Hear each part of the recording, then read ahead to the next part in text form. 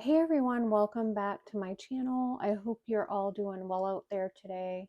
So today I want to share my top 5 fountain pen inks of 2024. Now I need to just say that there are so many inks that I enjoyed in 2024. This has been very difficult to narrow down, and I've debated on doing a top 10, a top 15, but I truly wanted to share my top 5, and I will also give details as to some of the whys of this. By no means, because I know I did several trades with people and things, and I thoroughly enjoyed all of those inks, the ones that I've tried. But ultimately, what this boils down to for me are fountain pen inks that I thoroughly enjoyed when I ink them up the first, if not second time. And there's only one ink here that I can say it took, a couple of tries before I found the pen for it. And that is a big factor for me when I've found personally when it comes to using fountain pen ink. Um, and I've learned a whole lot about pen and ink pairings this year. So let's go ahead and get started. And I'm going to start with this ink here. This is one of the first bottles. Actually, I think it is the first bottle. I purchased 2 bottles of ink, um, and this was one of them. And I was thoroughly surprised with this ink, and I had it inked up for several months. I'm just going to pull it over here. I have a glass of water and a paper towel, and I'm using my Dominant Industry ink muddler for this. And I'm using these stamps right here. I'll link them below, are from Everyday Explorers Co. I love this ink because it reminds me, once it's dry, and I'll show you a dried ink swatch of this particular ink, but once it's dry, it reminds me of my Sarasa brown gray ink, especially in an extra fine or fine nib. So let me tell you what it is. This is called Noodler's Nahara.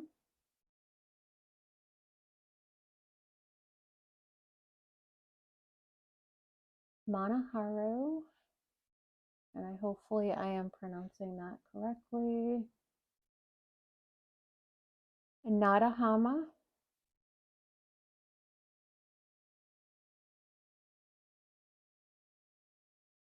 Whalesman. Sepia. Oops. And I am writing in this Kinbor A6 planner that I am using for my ink planner, fountain pen ink planner in 2025. And I wanted to, if you watch my previous video on top 5 fountain pens for 2024, same deal. I want to come back to this at the end of December 2025 and compare my top 5 picks. So yeah, this ink really stood out to me. Many inks did, but this one was one of the ones that stood out to me the most. The next ink is a sample that I received from a dear friend, Elise. It can be found at Whole Latte Plans. She sent this ink sample to me. It is called KWZ Honey, and I still have quite a bit left. But what stood out to me the most is, number one, I think it's a beautiful color. Number two, this ink is so wet. I put it in my Esterbrook SD needle point. And I'm sorry, I got kitty hairs going around everywhere. And it flowed like a dream. I used that in my health planner, my Hobonichi Weeks health planner, and it wrote like a dream. And so this one stood out to me for that reason. And when I inked it up in extra fine and fine, of course it wrote so well. And that's what I enjoy. I enjoy wet flowing inks, no fuss inks, and this was one of them for me. So, and look at how beautiful that shade is. And I'll show you some dried ink swatches when I'm done with these, but I want you to see. And I have to say, all of the KWZ inks that I have tried, I've tried a couple other ones, are the same. They're very wet and a pleasure to write with. The next ink is another Noodler's ink. I was trying to, pick a different brand, but at the end of the day, this one stood out to me. For a few reasons. The ink flow, again, it's a very wet ink. I love the color of this ink, and I had a very nice experience when I initially inked this up, which was actually in this pen. This is an Esterbrook SD with an extra fine nib, and it writes like a dream. Now, the only downfall that I have found is, unfortunately, this one does stain. But guess what? I don't care because I love it that much. I put this one in an Opus 88 Pocket Mini, and it did stain the inside. I'm hoping I can get it out. I'm going to try some Dawn, and then if that doesn't work, I am going to invest in the Goulet Flush. So this is Noodler's Matahari. I do have a bottle of this. Matahari's Cordial. And it is, I don't know, I love Noodler's inks. I know people, because of staining and things, say they don't care for them. But I guess for me, it doesn't bother me too much anymore. I know I had a moment this year with one of my pens and Monteverde ink, California Teal. But I guess I got over that quickly. I just don't care. So that is Noodler's Matahari's Cordial. I just have some in an ink sample bottle that I filled up because it can be easier to swatch and things. The next one is Teranishi Opera Rose. This has been one of my favorite inks this year. And I think out of all of these inks, the Noodler's Monaharo Nadahama Whalesman Sepia and this Teranishi Opera Rose are the ones that I had inked up several times this year. I love the color of this ink. I love how it performed. I primarily inked this one up in my Sailor Pro Gear Slim Mini. So this is Teranishi.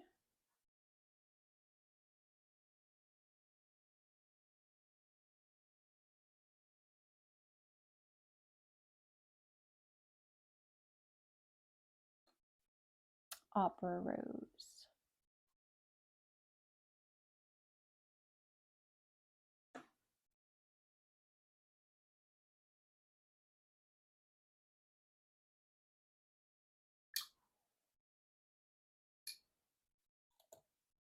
Yeah, and I love dusty pinks. I love roses.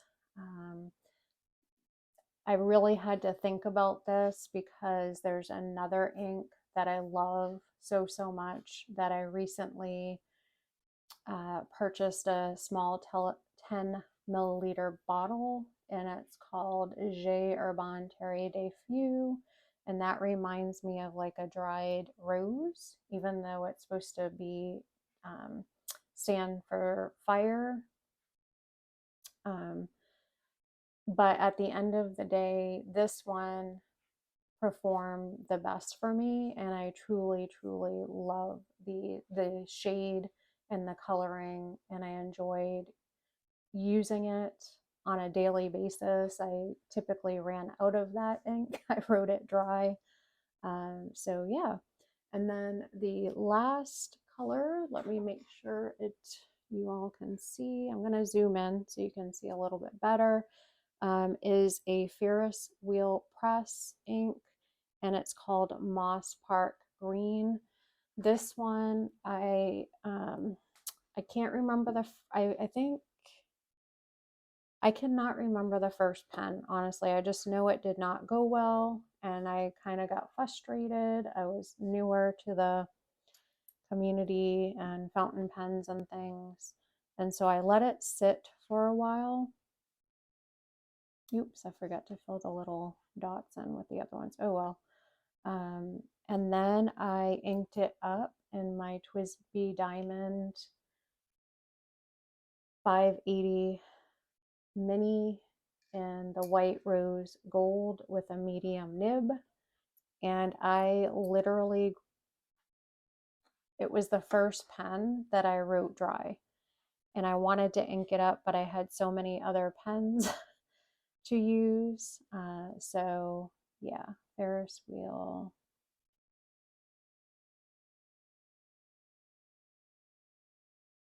Press. And this one is Moss Park Green. Yeah, number one, I love the color. It reminds me of flower leaves on, especially on roses. I love moss. I lived in the state of Florida for many, many years. And to me, moss is just absolutely beautiful. Yeah, I just love this color. So I'm going to, I don't know how well that's coming through because the inks are still wet, but I did, I was kind of trying to narrow things down this morning. So I do have dried ink swatches here. So I will show them to you. The Noodlers, this is the Noodlers Monaharo Nakahama Whalesman Sepia. I believe this is an exclusive ink to Goulet Pens, and that's where I did purchase. This morning it was between KWZ Brown Pink and Noodler's Matahari's Cordial. Both beautiful, but again, I had an amazing experience with the KWZ, but at the end of the day, I reached for the Noodlers. I re-inked the Noodlers, and I purchased a bottle of the Noodlers. So those are the things I was kind of looking at. This is the Teranishi Opera Rose.